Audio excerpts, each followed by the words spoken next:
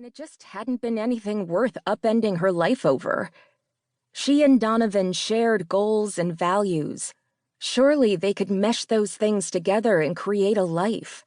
Why not marry for the sake of the vineyard, to make her father happy? Why not? Emerson sighed and surveyed the room. Everything was beautiful. Of course it was. The party was set in her family's gorgeous mountaintop tasting room, the view of the vineyard stretching out below, illuminated by the full moon. Emerson walked out onto the balcony.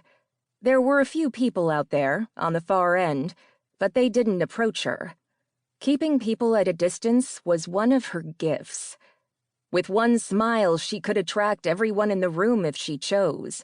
But she could also affect a blank face that invited no conversation at all.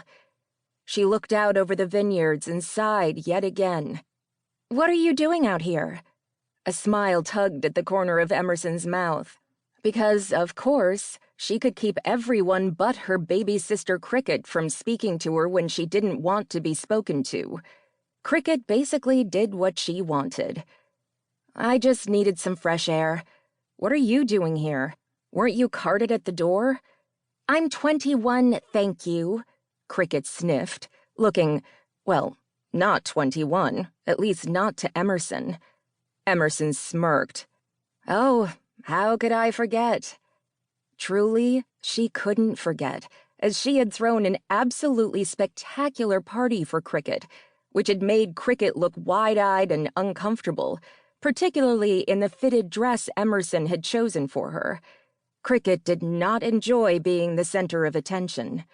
Emerson did like it, but only on her terms. Cricket looked mildly incensed in the moonlight. "I didn't come out here to be teased." "I'm sorry," Emerson responded, sincere because she didn't want to hurt her sister. She only wanted to mildly goad her, because Cricket was incredibly goadable. Emerson looked out across the vast expanse of fields and frowned when she saw a figure moving among the vines. It was a man.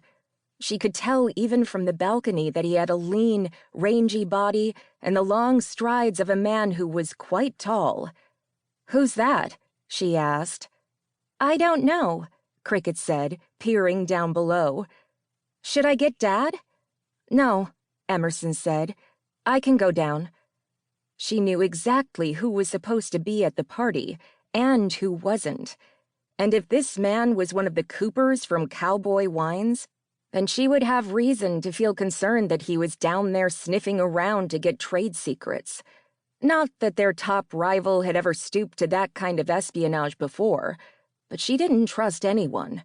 Not really. Winemaking was a competitive industry, and it was only becoming more so. Emerson's sister Wren always became livid at the mere mention of the Cooper name, and was constantly muttering about all manner of dirty tricks they would employ to get ahead. So really, anything was possible. "I'll just run down and check it out." "You're going to go down and investigate by yourself?" "I'm fine." Emerson waved a hand. "I have a cell phone, and the place is heavily populated right now. I don't think I'm going to have any issues." "Emerson." Emerson slipped back inside and out a side door, moving quickly down the stairs, not listening to her sister at all. She didn't know why, but she felt compelled to see who the man was for herself. Maybe because his arrival was the first truly interesting thing to happen all evening. She went in the direction where she'd last seen the figure, stepping out of the golden pool of light spilling from the party and into the grapevines. The moonlight illuminated her steps, though it was pale and left her hands looking waxen. She rounded one row of grapevines into the next, then stopped, frozen. She had known he was tall, even from a distance, but he was very tall and broad. Broad shoulders, broad chest. He was wearing a cowboy hat, which seemed ridiculous at night because it wasn't keeping the sun off him. He had on a tight black t-shirt and a pair of jeans. And he was not a Cooper. She had never seen the man before in her life. He saw her and stopped walking.